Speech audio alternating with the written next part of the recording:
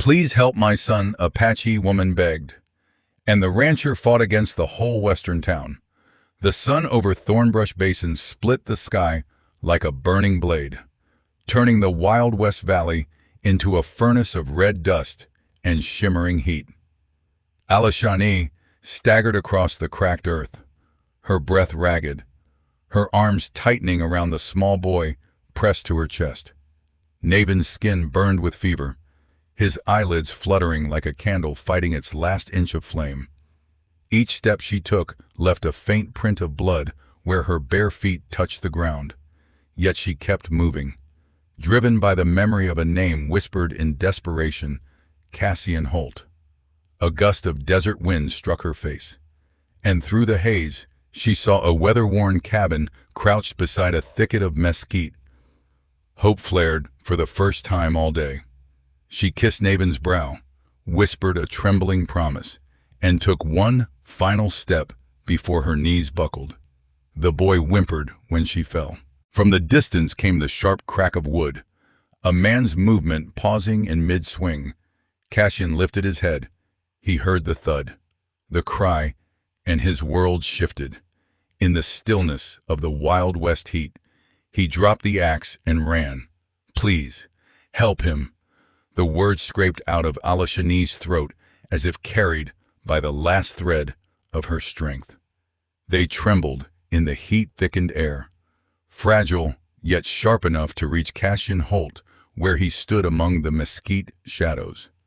He knelt beside her, lifting Navin from her arms before she could beg again, and carried them both through the doorway of his cabin, a thin line between the brutal Wild West outside and the faint promise of shelter within. Before we continue the story, take a moment to comment below and tell me where you're watching from and why Wild West love stories speak to you. Your thoughts help this tale reach the folks who truly feel its heartbeat.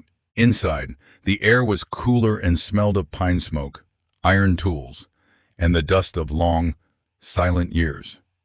The small one-room cabin was simple but orderly, as if its owner clung to structure the way other men clung to prayer. A single cot stood against the far wall, blankets worn from use but clean, a tin cup, a whetstone, a half-finished wooden carving objects that hinted at a life stripped down to its bare bones. Cassian placed Navin on the cot and moved with quick, practiced motions.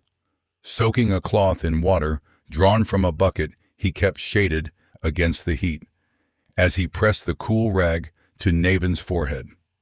Alashani forced herself upright, leaning against the doorframe, breathing hard but refusing to rest until she saw the boy breathe easier. From where she watched, Cassian looked like a man carved out of the desert itself. His hair, sun-bleached to the color of wheat, fell slightly over his brow. His shoulders were broad, his movements careful, as if he were holding back a storm inside his chest. Along his jaw ran a narrow scar, the kind made not by accident, but by violence. Yet his hands, large and rough from labor, treated Navin's fragile body with unexpected gentleness. It struck Alashani with a confusion she hadn't felt in years: fear, gratitude, and the unsettling recognition that this man was not the monster the world might have painted him to be. Cassian lifted his gaze to her at last. In his eyes, gray, steady, carrying a quiet wariness, she saw something else: a man used to being alone, used to being judged before he could speak. He didn't ask her why she'd come, didn't question the child's lineage. He simply said, "He's burning up, but he's strong. He'll make it if he rests." His voice was low, roughened by long stretches of silence. Alashani's own appearance told its story. Her long black hair was matted with dust, but her eyes, dark, fierce, shining with fear for her son, held the depth of someone who had endured more than she would ever speak aloud. Her deerskin wrap was torn, and her steps had the unsteady sway of someone who had pushed her body past every limit. Cassian noticed a small string of bone beads tied at her wrist. their carving unmistakably Apache, yet she wore them with the tenderness of memory rather than pride. Outside, thornbrush basins stretched for miles, red desert, ragged cliffs, and thornbrush thickets shaking under the unforgiving heat. This land teetered on the edge of law and wilderness, a place where people either hardened or broke. Cassian had chosen it because it asked no questions. Alashani had crossed it because she had no other choice. As Navin's breath steadied, Alashani's shoulders slumped. Exhaustion overcame fear for the first time. Cassian watched her fight to stay awake and spoke quietly, almost reluctantly, as if unused to offering comfort. "You're safe here, both of you." His words were plain, but they carried weight of promise from a man who seemed to make very few. She finally allowed her eyes to close, though her hands still rested on Navin's small chest. The room settled into a fragile calm, broken only by the crackle of the stove and the distant howl of wind rushing over the Wild West Basin. And for the first time since dawn, Alashani felt the faint, trembling sense that she had reached the right man. When Alashani woke again, the light inside the cabin had changed. The harsh blaze of midday had softened into a muted gold that filtered through the warped boards, carrying with it the dusty scent of thornbrush and faraway thunder. For a moment, she didn't move. She listened first for Navin's breathing, then for footsteps that might mean danger. The child's chest rose gently beneath her palm. Only then did she lift her gaze. Cassian Holt was sitting near the stove, elbows on his knees, sharpening a small knife with slow, even strokes. The rasp of metal against stone broke the silence in a steady rhythm, neither threatening nor welcoming, just there, as natural as the wind outside. He didn't look up at once. She had time to study him, to measure the man she had gambled her last hope on. He looked different in calmer light, not softer, but clearer, as if the hardness she saw earlier was something he wore, not something he was. The scar along his jaw caught the glow of the fire. His hair fell forward, hiding part of his expression. He seemed carved into stillness, but she sensed the caution beneath it, a constant awareness born from years of solitude and unfinished danger. When he finally raised his head, their eyes met and the silence shifted. "You're awake," he said. His voice carried no surprise, no warmth, but something steadier, recognition, perhaps, or respect. Alashani pushed herself upright, ignoring the ache in her limbs. "My son." She turned to check Navin before finishing the sentence. "He's breathing easier," Cassian replied. "Fever's down, for now." She nodded, though her jaw tightened as she noticed Navin's small hand curled around the edge of the blanket, as if he still expected the world to yank him away. Cassian looked at her for a long moment, as though weighing something. Then he asked the simplest question, yet the one she feared most. "Why did you come here?" Alashani's fingers tightened in the fabric. She studied him, searching for the faintest sign of deceit or danger. "Because you're the only man I was told might—" "Listen." Her voice wavered, but did not break. "Someone you saved once said your heart was different." Cassian's expression didn't change, but the knife paused mid-stroke. A heartbeat passed before he looked away and resumed sharpening. "People say all kinds of things," he murmured. She didn't answer. Words had betrayed her too often. Instead, she listened to the rasp of metal and felt the weight of his silence. After a moment, Cassian set the knife aside. He stood, walked to the table, poured water into a tin cup, and placed it within her reach, yet not too close, as if mindful of her instinct to protect herself. "Drink," he said. Alashani hesitated, watching him. "Why help us?" she asked quietly. Cassian leaned against the counter, arms crossed loosely. He didn't posture, didn't raise his voice. Because someone once begged me for help, he said, and I didn't give it. The words dropped into the room like stones in still water, sending ripples neither of them named. Apache looked down. Her voice softened, almost a whisper. I have known men who helped only to demand something back. Cassian shook his head. I live alone for a reason. Because you choose to, she pressed. His jaw tightened. Because the world made it easier. There it was, the crack behind the armor. A glimpse into wounds he wasn't ready to show. She didn't pry. She simply nodded, absorbing the truth that lay between the lines. A gust of wind rattled the window. Naven stirred and whined softly. Apache reached for him, but Cassian was already beside the cot. His presence, slow, cautious, making sure he didn't provoke the child's fear. He's strong, Cassian said. Stronger than he should be, she replied, voice thick. Life has not been gentle. Cassian met her eyes again. Neither have I. Apache held his gaze, caught off guard by the honesty. Not a confession, not a warning, just truth. For the first time since she set foot in the Wild West Valley.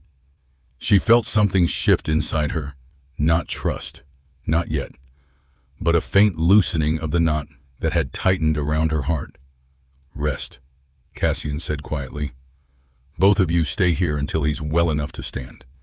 It was not an invitation. It was a decision, spoken by a man who had long ago run out of reasons to interfere, but now found one lying small and fever-worn on his cot. Apache lay back beside her son, eyes half closed, and allowed the silence to settle. Between the rough walls and the fading light, two strangers shared a fragile, uncertain truce, one held together by the shallow breaths of a child and the unspoken truths neither dared bring to the surface. The fever broke some time before dawn. Cassian knew it by the shift in Naven's breathing, no longer a frantic flutter, but slow, steady pulls of air that rose and fell beneath the blanket. When he touched the boy's forehead, the heat had eased. Relief washed over him with surprising force. He had carried dying men through winter storms without feeling what he felt now. Something small, fragile, determined not to die, something he hadn't protected in a long time, had survived because of his hands. By the time Apache stirred, pale morning light seeped into the cabin, painting soft gold across her hair. She blinked as if unsure where she was, then gasped when she saw Naven sitting up, rubbing his eyes with a tiny fist. She pulled him into her arms so quickly the boy let out a startled whine before melting against her. Cassian turned away to give them space, though the sight tightened something behind his ribs. Outside, dawn crept over Thornbrush Basin with the quiet authority of a king reclaiming a ravaged kingdom. The valley was still harsh red, earth cracked. Thornbrush coiled like old barbed wire, but in the early light it looked less like a battlefield and more like a wounded animal drawing its first gentle breath. Apache stepped outside later that morning, holding Naven on her hip. The boy pointed at a hawk circling above the cliffs and murmured something in Apache. She whispered the word again, slower, teaching him. Cassian watched from the shade of the porch, arms crossed, sleeves rolled to his elbows. He did not interrupt. He simply observed the ease in her posture, the instinctive way she shifted her body to shield Naven from the wind. I can help, she said suddenly, without turning. Her voice was firm but cautious, like someone testing the edge of a knife to see how much it would cut. Cassian blinked. With whatever you do here, whatever keeps this place standing. He considered her for a moment. You don't owe me that. I don't, she agreed. But I want to know if staying here will make us a burden or a blessing. Cassian almost smiled. Something close to it flickered at the corner of his mouth. Then start with the water. The well's shallow this time of year, harder to draw. She looked at him with a spark of something he couldn't name, gratitude or pride or maybe the relief of having a purpose again. Alashani set Navin down beside an overturned crate and showed him how to stack stones. The boy clapped each time his little tower stood on its own. Cassian handed her the bucket handle. Their fingers brushed. Just a passing contact. Yet she inhaled sharply, and he stiffened slightly, as if the touch had revealed more than either of them intended. Throughout the day, they worked in a rhythm neither had to speak aloud. Cassian mended the fence posts while Alashani swept the porch, repaired a torn curtain with sinew thread, and cleaned the small table by the window until the wood regained its original grain. She moved with care, with intention, with the quiet dignity of someone rebuilding not a house, but the version of herself she had lost. When the sun crept high and the heat thickened, Cassian paused to drink from the ladle and saw Alashani watching him. Not suspiciously this time, curiously. Her gaze lingered on his scar, then on the calluses of his hands, then on the place where the sun lit his hair. She seemed to be piecing him together. "You fight like someone who's had to defend more than himself," she said softly. He swallowed the water, set the ladle down. "I've fought for people before," he admitted. "Didn't always win." She nodded, absorbing the weight beneath his words. "People like me." He hesitated, then answered truthfully, "Yes." Silence stretched between them, not cold, not uncomfortable, simply honest. That afternoon, Navin toddled toward the woodpile while Cassian split logs. A splinter flew near his feet, and the boy jumped back, eyes wide, before he could cry. Cassian crouched down, offering a small cedar chip like the one before. Navin hesitated, looking to his mother first. Only when she nodded did he step forward and accept it, for the first time. The boy said something to Cassian directly, a small iyos, halting word in Apache. Alashani froze. Cassian looked at her for meaning. "It means protector," she whispered. Cassian felt the words settle deep inside him, striking an old wound and a new tenderness at once. He handed Navin another chip just to hear the boy repeat it. The sound lingered even after Navin wandered off to play. Later, clouds thickened over the basin, casting fleeting shadows across the cabin. Alashani joined Cassian on the porch while Navin napped. They didn't speak at first. They simply listened to the wind rolling down the cliffs. Cassian sat on the top step, elbows on his knees. Alashani stood behind him, arms crossed loosely, her posture relaxed for the first time since arriving. "Thornbrush Basin is cruel," she said quietly, "yet you choose to stay." "I've known worse places," Cassian answered, "and worse people." She tilted her head. "And now, you have us." There was no fear in her voice, no apology, just a truth laid bare. Cassian turned slightly, enough to see her face in the fading light. "I don't mind that," he said. Her breath caught, so subtly he might have imagined it, but she didn't look away. As evening settled, Alashani cooked a small meal with what little Cassian had: dried beans, ground corn, a strip of venison. The scent filled the cabin, warm and earthy. Cassian watched her stir the pot, watched the way she hummed softly under her breath. The sound was not a lullaby, not quite a song, something in between, something that made the cabin feel less like a grave and more like a beginning. When they ate, Navin climbed into Cassian's lap without hesitation.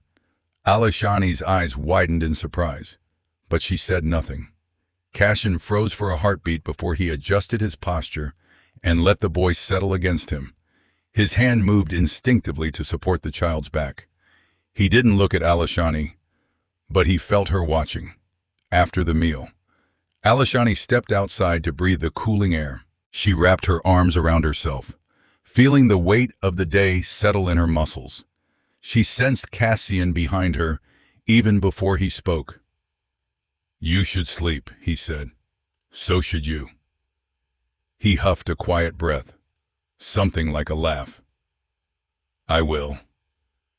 A beat of silence. Cassian, she said suddenly, why didn't you turn us away? He didn't answer right away. Instead, he stepped beside her, looking out over the basin where dusk bruised the horizon purple and gold. Because when I saw you on the ground, he said slowly, I didn't see trouble, or burden, or a mistake waiting to happen. He paused. I saw someone who deserved a chance. Alashani swallowed hard. In the dying light, her profile was sharp and fragile at the same time. And do you deserve one? She asked. Cassian didn't move. I don't know, he murmured. But she did. She could hear it in the way he had said protect her. She could feel it in the way Naven had chosen his lap. She could see it in the quiet ache behind his eyes. Alashani turned toward him. In the silence between them, something unspoken settled soft as settling dust, inevitable as dawn. For the first time since entering the Wild West Valley, she allowed herself to believe in a future that didn't end in running. And Cassian Holt, standing beside her under a sky turning indigo, dared to wonder if the world had given him a second chance long before he realized he needed one. The calm they had carved out of the rugged Wild West held for barely a week. It wasn't peace, not really, but it was the closest any of them had come to it in years. Cassian rebuilt small things around the cabin, straightening the fence posts, patching the gaps in the roof. Alashani found a rhythm to her days again, grinding corn, washing what clothes they had, humming as Naven toddled after her with his cedar chips. And every so often, in the quiet moments, Cassian found himself watching them with a heaviness he didn't know how to name, something like longing, something like fear. Then the world intruded. It began with a trip to Thornbrush Town. Cassian didn't want to go, but they had run out of flour and lamp oil, and he needed nails to finish the hinge on the barn door. He saddled his horse at dawn, while Alashani stood at the threshold, arms folded, her expression unreadable. You don't trust them, he said. I trust the land more than men, she replied. Stay aware, he nodded. But something in her gaze made him hesitate before mounting. Naven lifted a hand from her hip, fingers waving shyly. Cassian tried not to let the gesture reach too deeply. He failed. Riding into town, the first thing he noticed was the silence. Thornbrush was never lively, but it usually carried a low hum, men talking outside the saloon, horses tied at the post, the slow creak of the blacksmith's wheel. This time, every sound seemed to dull as Cassian came into view. A woman stepped back, pulling her daughter behind her skirt. Two men at the trough stopped mid-conversation. The air changed in that subtle, poisonous way he had learned to read years ago. He told himself to ignore it. Inside Mercer's general store, Abigail Mercer counted coins with her usual calm. But when she looked up and saw him, her jaw tightened in something like worry. You've stirred talk, she said without preamble. When do I not? He replied. This is different. Abigail leaned in, lowering her voice. They say you're keeping a woman out in the basin. An Apache woman. Cassian didn't flinch. And they're calling the boy she has with her a half-breed. She paused, letting the weight settle. You know how men can get when they decide a child isn't fit to breathe? Cassian's eyes hardened. If anyone touches him, I know, Abigail said quickly. I know what you do.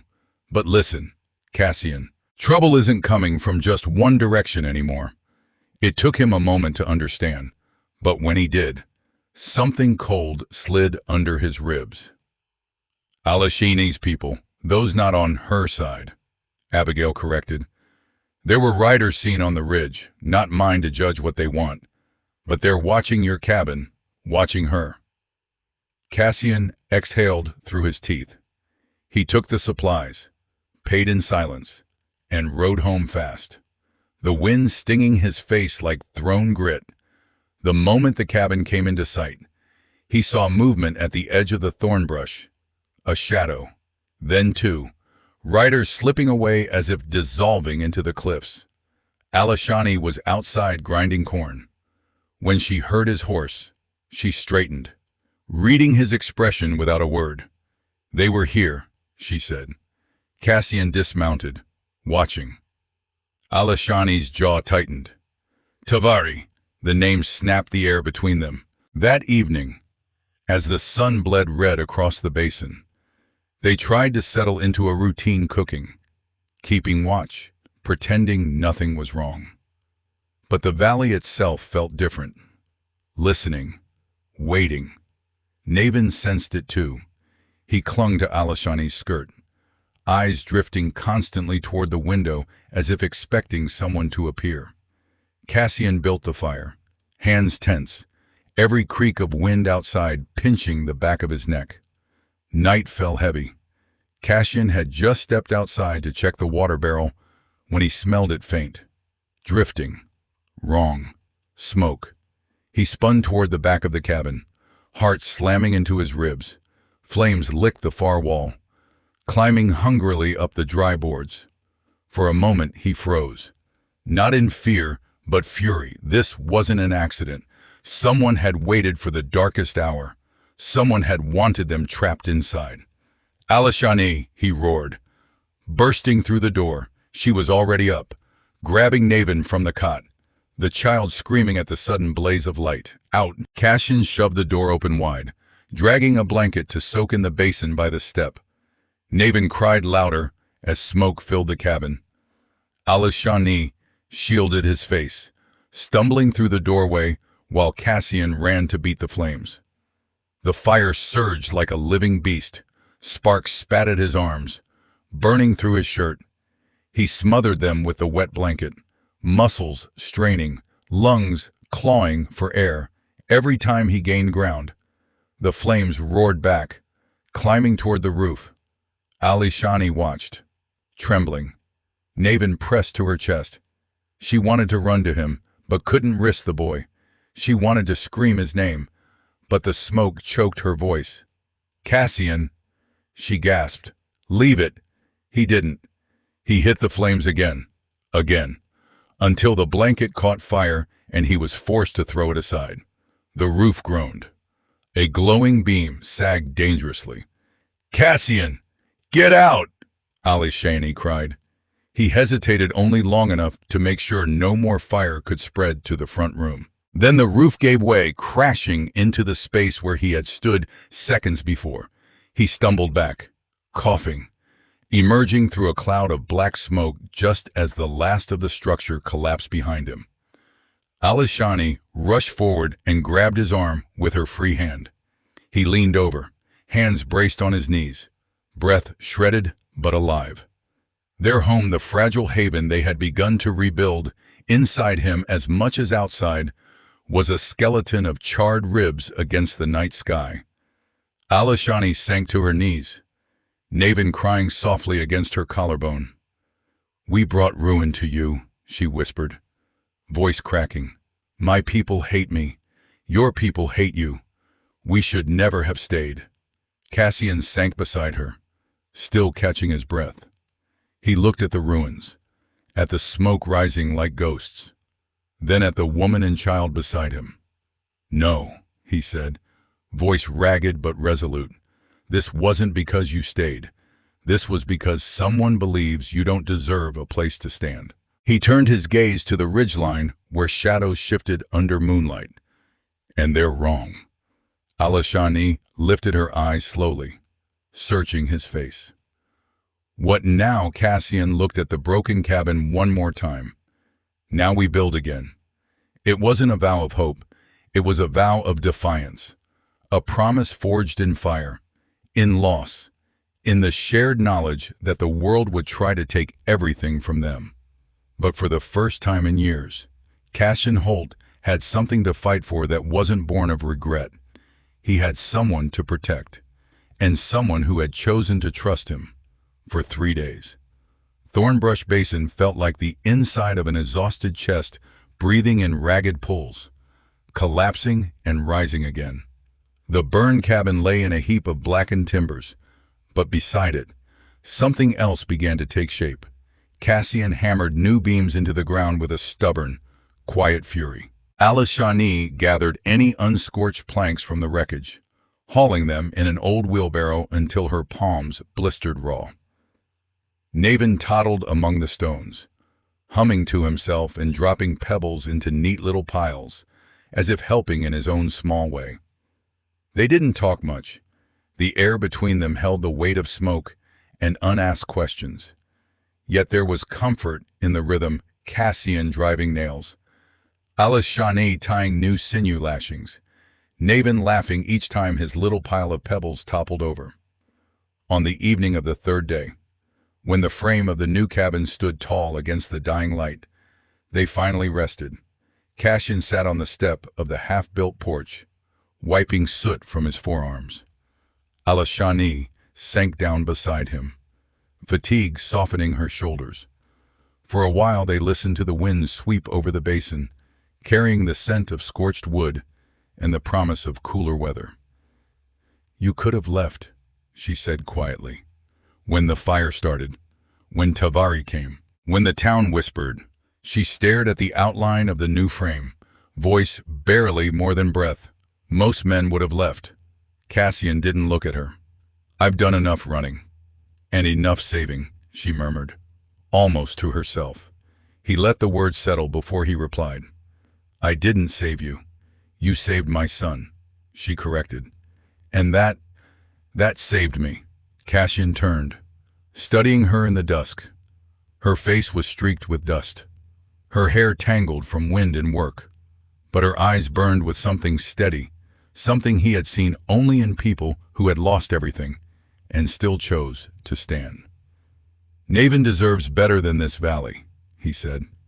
"Better than flames and men who hate what they don't understand." Alashani nodded. "But the valley does not decide his worth. We do." Her words caught him off guard. For a moment, neither spoke. Navin, already half asleep on a bed of folded blankets, murmured softly in Apache. Cassian watched him, and something tender flickered across his expression. "He called me protector," Cassian said. "He sees things clearly," Alashani replied. A silence followed, deep, gentle, no longer tense. Cassian rubbed a hand over his jaw. "There's something I should tell you." He glanced toward the charred remains of the old cabin as though the ghosts of it might overhear. "Years ago, when I stood up for that woman, I wasn't protecting a stranger. I was trying to become someone I could live with." He looked back at her. "I didn't help her enough. I couldn't." Alashini's gaze softened. "And now, he whispered, "I want to try again. With you. With him." The wind stilled, as if holding its breath. Alashani reached out, hesitant but certain, and laid her hand over his. His fingers closed around hers with the quiet certainty of a man who had finally stopped fighting his own heart. In the fading light, as the new cabin's shadow stretched long across the basin, there was no promise spoken aloud, yet the weight of their joined hands said everything. Together, they watched dusk gather over Thornbrush Basin, no longer a place of exile, but a place where something broken had begun, stubbornly, to mend. Rain arrived without thunder, just a soft, steady whisper that crept over Thornbrush Basin like a long-forgotten mercy. The first drops pattered against the new cabin frame, darkening the fresh-cut pine, sinking into the red earth until the dust became clay beneath their feet. Cassian stood beneath the half-finished roof, watching the sky transform. Clouds rolled low across the basin, heavy and gray, turning the harsh Wild West Valley into something gentler, almost tender. Alashani emerged from behind the cabin, her hair dampened into loose waves, rain beating along her lashes. Navin slipped from her arms the moment he smelled the wet earth, running barefoot through the mud with delighted little shrieks. The rain clung to his skin, washed the dust from his cheeks, and made his curls stick to his forehead. He spun in circles, palms open, catching drops as if they were pieces of the sky. Alishani watched her son for a long moment, then looked at Cassian. "He has never seen rain like this," she said softly. Cassian's gaze followed the boy's laughter across the yard. "Not many children have," he murmured. "This basin hardly remembers how to let the sky touch it." Alishani stepped closer until she stood beside him under the rising roof beam. The rain misted across her shoulders before the new shingles shielded her. Water trickled down her cheek, catching the faint glow of the evening light. "It feels like the world is trying to wash us clean," she whispered. Cassian turned to her slowly. "Maybe it is." For a moment, neither spoke. They simply listened to rain tapping against wood, to Naven's joy echoing over the basin, to the quiet rhythm of two hearts no longer moving in fear. The land that had taken so much now gave something back a moment without fire, without pursuit, without shadows on the ridge. Alishani looked long at Cassian, her breath trembling slightly. "Cassian Holt," she said, as if testing the weight of his name aloud. "My son needs a father." The words were simple, soft, but they struck with the force of truth. Cassian swallowed, the rain softening his expression until the guarded edges fell away. He looked at Naven, splashing in a puddle not far from the charred remnants of what had once been his home. Then he looked at Alishani, and I. His voice broke before he steadied it. "I need a family." Something eased in her shoulders. The wildness in her gaze, born of months of escape and years of loss, flickered, softened, then quieted entirely. She stepped closer, placing her hand over his heart, feeling the warmth beneath the damp shirt. Cassian covered her hand with his own, not pulling her toward him, not demanding anything, just holding, as if touching a truth he had carried but never named. Naven noticed them and rushed over, laughing breathlessly, without hesitation. He threw his arms around Cassian's leg, mud streaked across Cassian's trousers, but he didn't seem to notice. He bent, lifting the boy effortlessly, and Naven settled against his shoulder as if he had always belonged there. Rain continued to fall, gentle, persistent, cleansing. It slid down the beams of the new cabin, ran through the grooves of the earth, and turned the basin's dust to fertile soil. Alishani leaned her head lightly against Cassian's arm, her breath warm despite the cool air. And in that quiet tableau, a mother, a man, a child wrapped in the soft drizzle. Thornbrush Basin was no longer a place carved by hardship. It was a place reborn, a place where something bruised had begun to bloom.